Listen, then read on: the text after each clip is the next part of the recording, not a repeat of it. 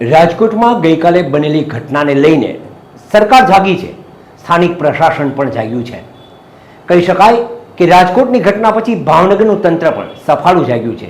ક્યાં આગળ game zone ચાલી રહ્યા છે, કેવા પ્રકારની ત્યાં સુવિધાઓ છે, એની તપાસ માટે હવે નીકળી પડ્યા છે. પરંતુ ચોક્કસ કહી શકાય કે ભાવનગરમાં જે ગેમ ઝોનો ચાલતા હતા એ પૈકીના બે ગેમ ઝોન એવા હતા કે જ્યાં આગળ એનઓસી નહોતી. કેટલાક ગેમ ઝોનો એવા છે જ્યાં ફાયરના સાધનો પણ નથી. તેમ છતાં આ બધું જ ધમધમતું હતું. શું સ્થાનિક પ્રશાસન કે અધિકારીઓને આ ઘટનાની નહીં ખબર હોય? કેમ કોઈ જવાબ દેતું નથી?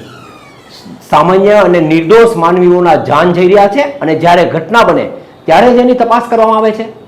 શું અધિકારીઓને ખબર નથી હોતી? શું ક્યારેય પોતે ઓફિસમાંથી બહાર નથી નીકળતા? આ બધી જ જવાબદારીઓ માટે એ લોકો પણ જવાબદાર હોય છે. એમણે પણ આ બાબતની ધ્યાન રાખવું પડશે. અને જે ઘટના રાજકોટમાં બની છે, અગાઉ સુરતમાં બની છે, કહી શકાય કે મોરબીમાં ઝૂલતા પુલની ઘટના બની છે. ત્યારે સવાલ એ છે કે શું ભાવનગરમાં આવી કોઈ ઘટના નહીં બને ને એની ગેરંટી કોણ આપશે?